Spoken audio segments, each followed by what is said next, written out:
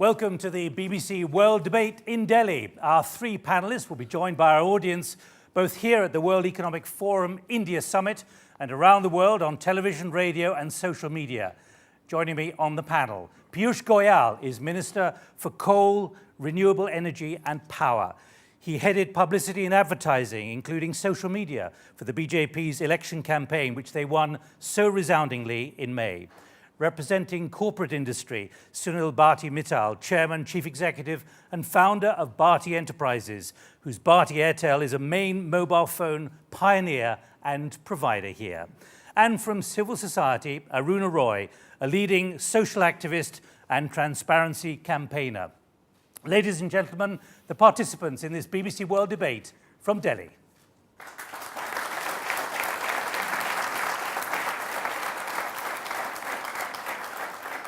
Well, let me give you an idea already of the kind of social media we're getting. Two different views from tweets already. Firstly, I feel like living in a nation which will lead the world within a decade. Modi's India will be developed and clean. On the other side, a man who promises so much is doomed to complete failure. Sunil Mittal, representing industry, you represent big business here, which shifted its heavy financial and economic weight firmly behind Narendra Modi for the election. Is Modi doing what you asked and backed him for? Well, we didn't ask anything, we hoped for a lot. So if you ask me, has the hopes been set right in this country? I think the answer is a resounding yes. I'm an entrepreneur who works more with feel than data. I can tell you that in my gut I feel very happy and confident about India surging forward. Aruna Roy, your view on Prime Minister Modi's 5 months in power so far? Well, there are two Indias. One India in which we are today, and the other India which has a completely different face and different kinds of people. The other India is unhappy, distressed, with a whole spate of promises which have been retracted. Beginning with a promise of keeping the works program, in which 100 days of ensured work for poor workers, putting back labor laws, acquiring the Land Acquisition Act, which was fought for, being modified, all the rights-based programs being questioned, because we got those rights-based programs. It was not a party that gave it to us. It was the people who fought for it. And for us, it's not a particular party's victory. It's a people's victory. And it's being interpreted as something which a previous government gave us. Governments change, they come and go, but we are there forever. So all right, well, let's pick up on a number of those points as we go through this in the BBC debate. Minister Goyal, no big, bold reforms yet. You seem to be tinkering with old Congress party policies. Nothing really decisively new, and people are frustrated. I think Mr. Modi in the first 5 months has demonstrated a huge amount of confidence in the international community, in the Indian community. The very fact that people are once again looking at India, the investor confidence is at an all-time high. In terms of big, bold reform, I don't know what you mean by big, bold reform. The bigger issue you promised it in the election. Yes, but all of those promises are being acted upon. For example, he said he will bring in reform in transparency. You see a government which is completely transparent, changing the rules of the game so that discretion is eliminated from the system. We did that in the power sector when the Supreme Court passed severe strictures on the method of allotment that was followed in the erstwhile period. We brought in huge amount of transparency which has been well received on a variety of issues. The Narendra Modi government believes there is no contradiction between the two Indias that Madam talked of. There is no contradiction in being pro-business and being pro-poor. Ultimately, it's when business succeeds that we will create jobs, we will improve the lives of the people who are yearning for a better tomorrow. Right, well, let's explore all of those points in this debate, and let's pick up on that word prosperous, and you've just mentioned that yourself, Minister. Let me just quote to you Facebook, Fazil Asai, Mr. Modi has not done anything productive yet. He's just talking and talking. Hopefully he would actually do something in future. One tweet here, BJP is no different from any other party. They're creating more noise than work. Well, let's go to Mihir Sharma, who's a lead writer with the editor of opinion page of the Business Standard. What's your view of the BJP approach? Well, I think it's clear that the Prime Minister is the most sort of powerful and transformational and popular leader that this country has had in generations. And he's also an incredible political talent. And he seems to be spending his political capital on a series of sort of suggestions of maybe a social change and incremental changes to our legislative framework and our administrative framework. You know, there are websites, there are little changes, little tinkering at the margins. All right, Minister, tinkering at the margins. You're not going for the critical issues you said you were going to do. Well, Mr. Modi understands that unless you do a root cause analysis to understand where the problem is, look at health. Health is a challenge we've got to sort out. Now, the question is, do we only look at the health after a person falls sick, or we look at preventive medicine? We look at preventive methods of reducing the need for health care. Simple thing like water. You're 500,000 doctors short at the moment. Simple thing, while we address the problem of doctors, why don't we reduce the illnesses in the country? Simple thing like water and the quality of water, if it can be set right. India's massive problem of waterborne diseases is one of the biggest causes of distress, but the suggestion both healthcare and the economy faces. The suggestion there is that you are tinkering at the margins, with what is already there, as opposed to going for big, bold, real, substantive changes. I think on May I come in on this? Let me just ask the Minister first. I think on every issue, there are after all 5 or 6 big issues that people are worried about. On the economy front, they were looking at fiscal prudence, they were looking at a stable economy, they were looking at an economy which is setting right some of the massive corruption, massive issues of wasteful expenditure.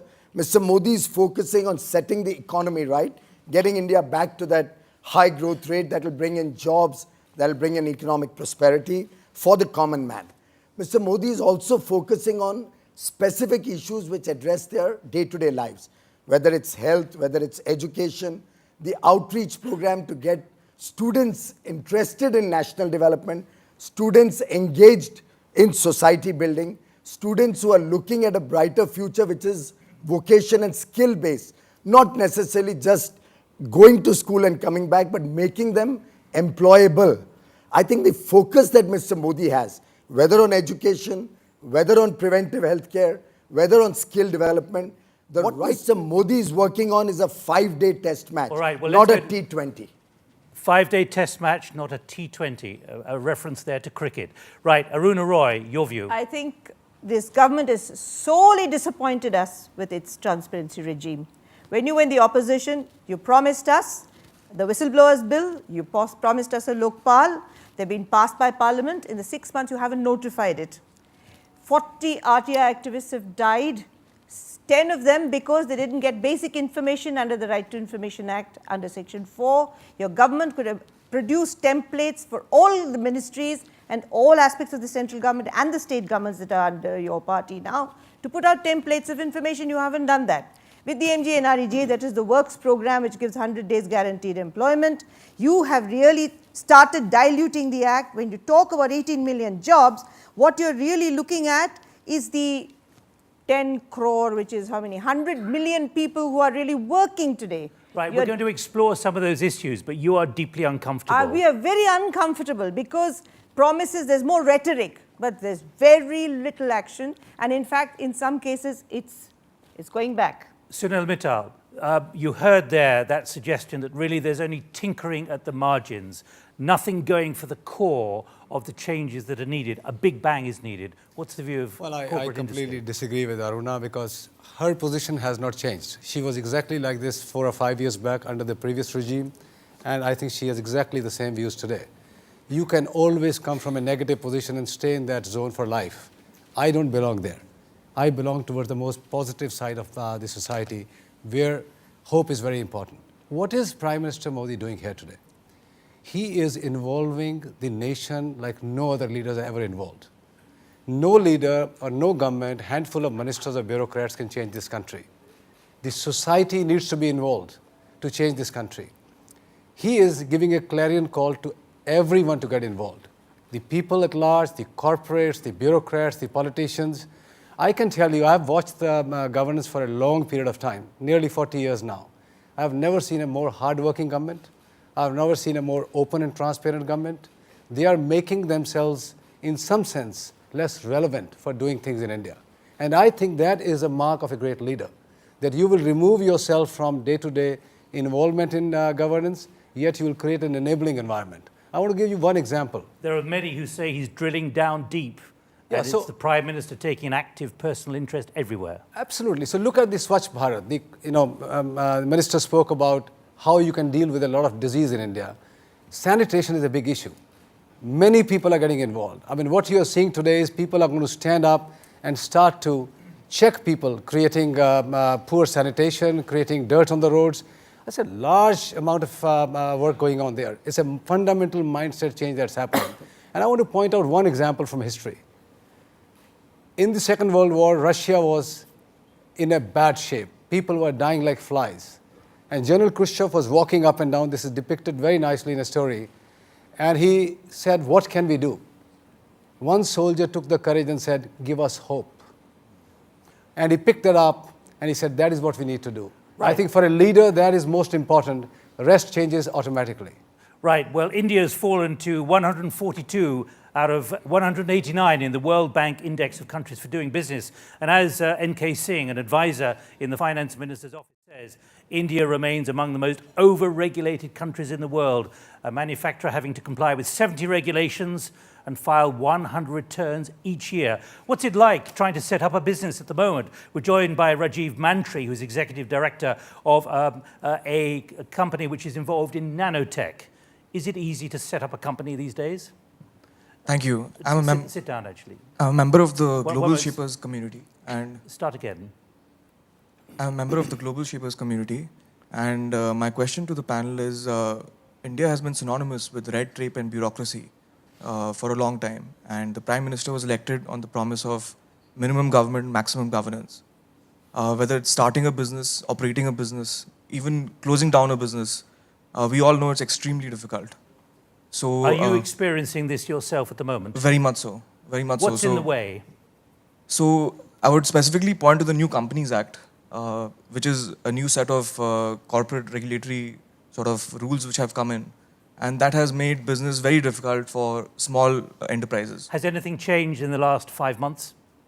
Not really. Right, not really, Minister. Nothing's changed in the last 5 months. Well, I think we have inherited this Companies Act. It was neither passed by the current government nor framed or deliberated on by the government.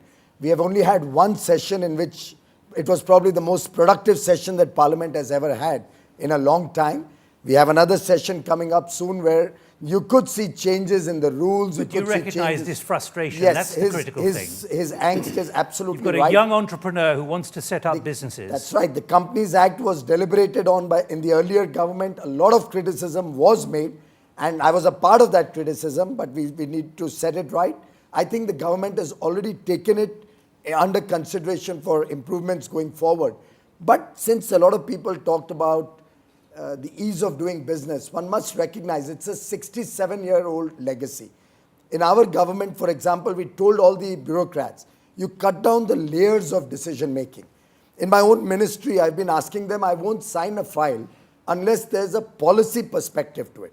Why do we have to address individual issues? Let's only sort out the policies. And why does a because file have to go they're through worried 9? they can't set up businesses adequately at the moment. It takes 30 days to do something. It takes an average of 9 days in other countries. That's a 67-year legacy, which we are setting right as we go forward, addressing each issue at the root. Well, let's pick up on corruption, because that was at the heart of challenges to the previous Congress government. And India is now ranked a dismal 94 out of 176 countries in the last Corruption Perception Index of Transparency International. That's behind China, South Africa, and Brazil. Here's a tweet from Dipendu Chowdhury. A corruption-free Indian economy, is it possible? Facebook, Utkarsh Mishra. What are the measures Modi is taking to remove corruption at lower-most level, which is affecting the poor most? Sunil Mittal, do you see a change in the ideas and spirit and determination on corruption or not? No, absolutely. Where does the corruption really come from? It comes from discretions in the hands of authorities. Now, resources or natural resources has been a large area of problems, and the other is real estate and land and its conversion. I think the first one is being decisively handled as we speak. There are going to be auctions for coal coming up soon. Spectrum is already being auctioned. Many other public resources are going to be auctioned. In the area of real estate, the land bill is under a debate now. There are some issues which need to be probably tweaked, and they are under active consideration. But importantly, you need to define real estate laws very clearly. Most of them sit in the state. Can the center guide the states to go through a process where you have a clear demarcation of land use? And rather than giving it through discretionary allotments, they must be having public auctions other than for social good like hospitals or schools, etc. Aruna Roy, do you see any change on corruption at the moment? Hardly, because we don't know what the government is doing. That's precisely why it seems much better.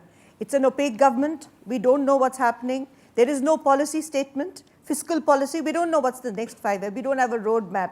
We need all this because it's only then that people can monitor what the government is doing. And if Mr. Modi has won on faith and hope, he has to tell us. He's elected not because of a religious quality. He's there as a representative of all of us. He has to speak to us. He can't just tweet to us. He can't just have an email ID.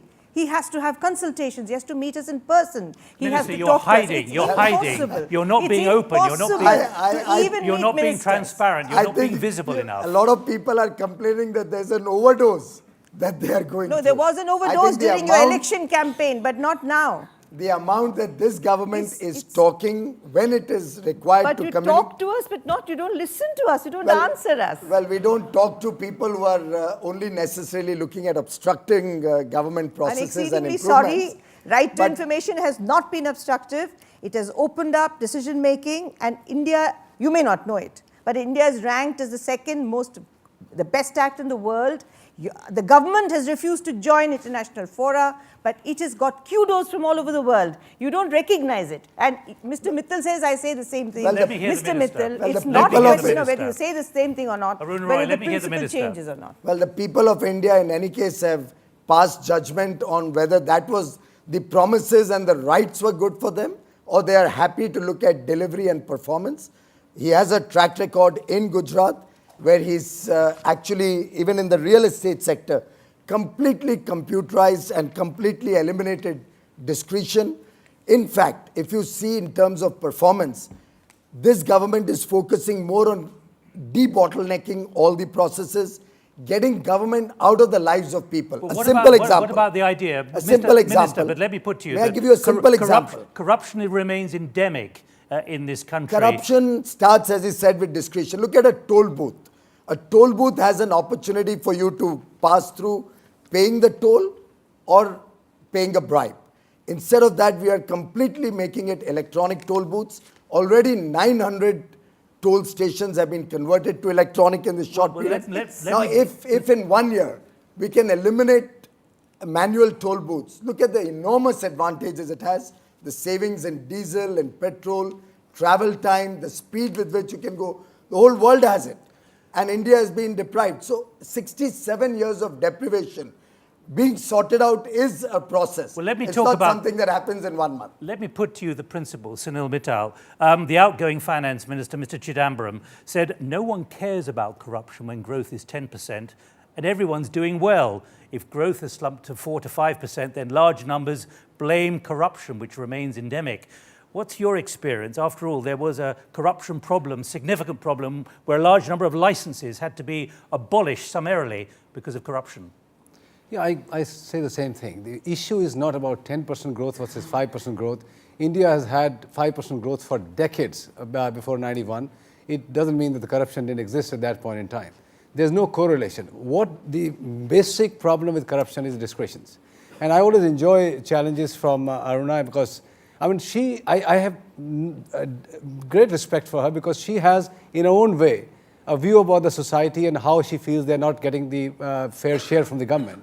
My own view is the path that India has taken now decisively will ensure in 5, 7, 8 years we will be a new society. A society, new society. Yeah, a society which will take corruption head on with the help of social media, with the help of much more alive and aware citizens. I think we are getting there. I feel a lot more confident today that we are on a path where in 5, 7 years we'll have fundamental changes in our society. Can I just come in here?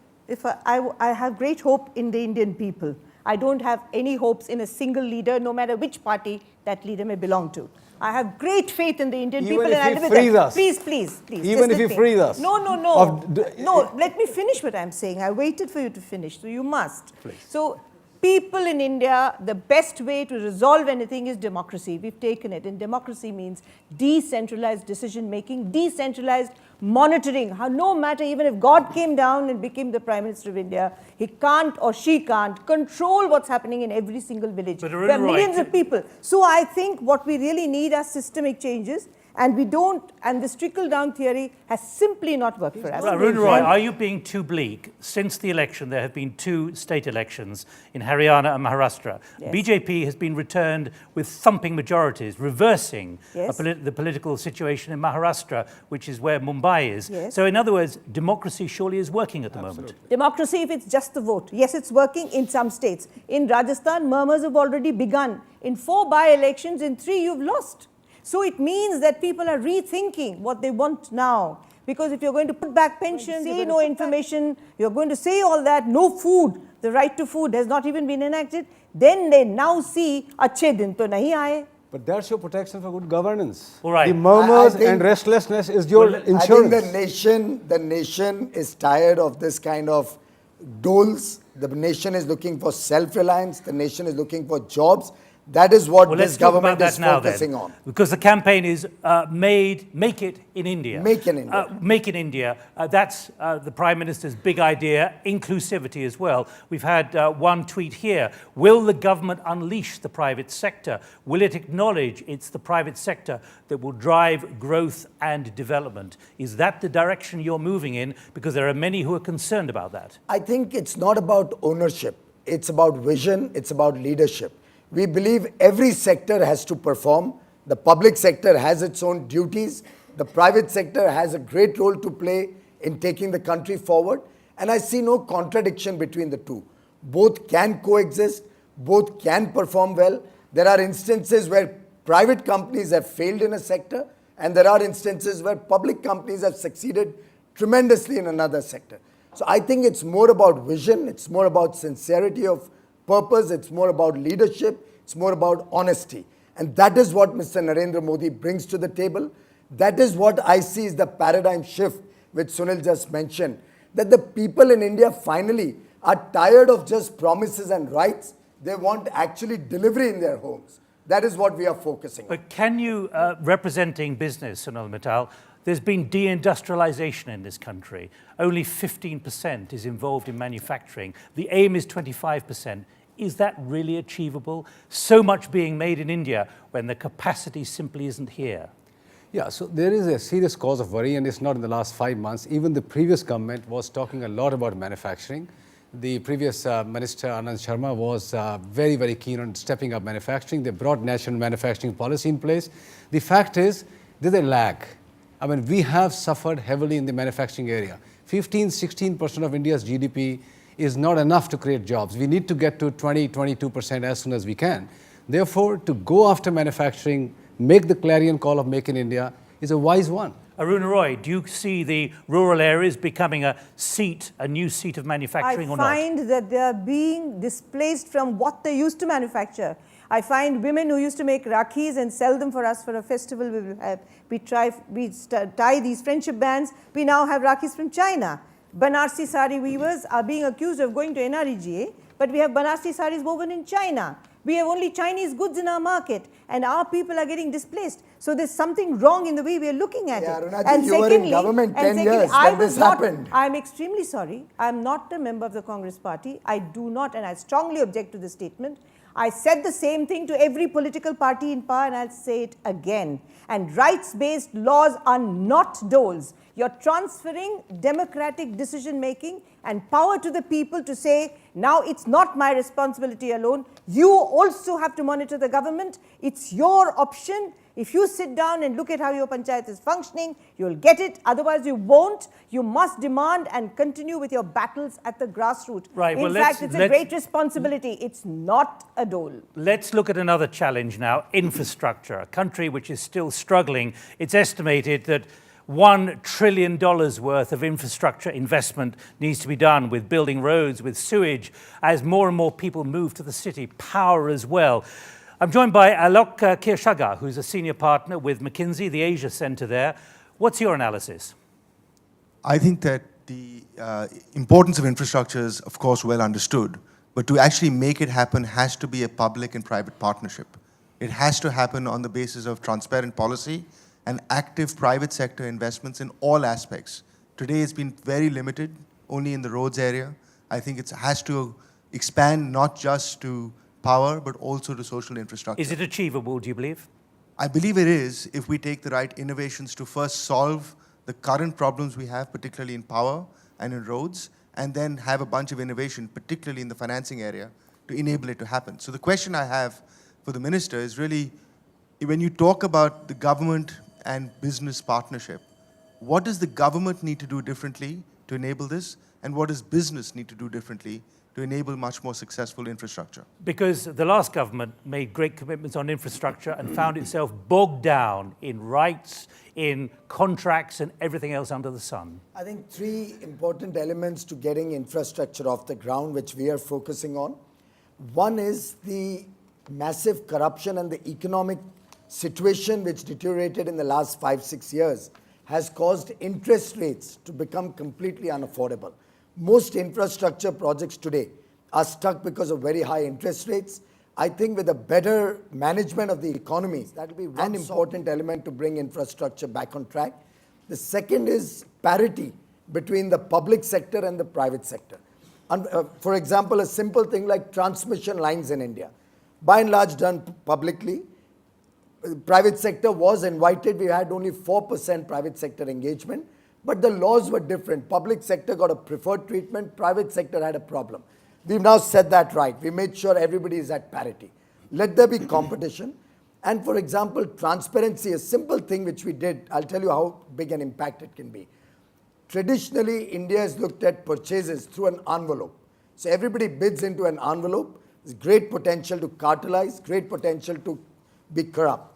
What we are trying to introduce increasingly is computer-based e-tendering, computer-based reverse bidding for all contracts. And that gives an opportunity to discover the best value. It gives an opportunity to bring in competition and gives an opportunity to international players to come into India in a big way. I think infrastructure investments which have been bogged down for the last few years are poised for a takeoff. I see at least $250 billion coming into power, into the fuel, coal mining, into transmission and distribution. Personally, I believe the road sector is poised to take off in the next 2 or 3 years at 30 kilometers a day, which was what Mr. Vajpayee had achieved when he was Prime Minister. Well, the last government promised 20 kilometres a day and still didn't do it. They did 3. That's because, well, there was over-involvement of the government. What we are trying to do is get out of that process. We're trying to rectify the anomalies in the land law, not for compensation, but for procedures. So the procedures are so cumbersome, no infrastructure can come. So how much land are you going to take over, and how many forests are you going to cut down? Well, every development activity will have a small compromise, but that development activity will lead to a much larger return for the common man. Having said that, the forest cover in this country in the last 40 years of your activism has drastically fallen, and there are monies lying in afforestation accounts which haven't been invested in the last few years. The focus is going to be on actually increasing the forest cover, not letting it get depraved. No, I think that we have lack of infrastructure is a given, but you have to go back again in history. We have had incremental approaches. Take one example which is very recent, the Delhi-Gurgaon toll highway. Which is just a short distance from here. 6, 7, 8 years back we launched it. That's already getting absolutely locked down. We have a very small vision of our infrastructure projects. It's only of late that we have started to look at some mega big projects. In fact, we have some funny names like ultra mega power projects, just to demonstrate that we want to do something big. In the earlier years of 60s and 70s, I think we didn't have resources. So incremental thinking was all right.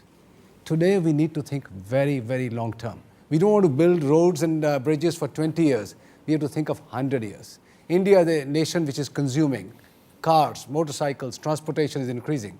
We need to think very, very big in infrastructure. The second problem has been environmental clearances, forest issues.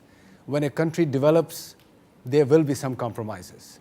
I have been speaking regularly at climate forums. It's our turn to develop. I don't want agitationist mode of stopping these projects.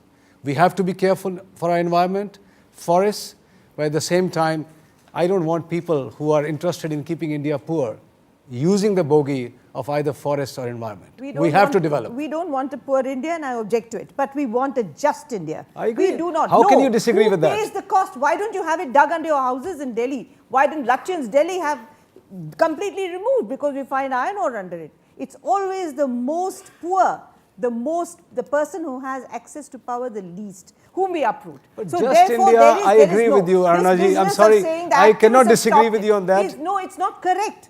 Citizens, you dub everyone an activist, you ban us, you have the IB report, it's complete nonsense. There are 100 projects. Activists are concerned about the unheard voices, and that's all we are. Well, Today, let me pick I up. don't agree to this. Let me pick up. Let me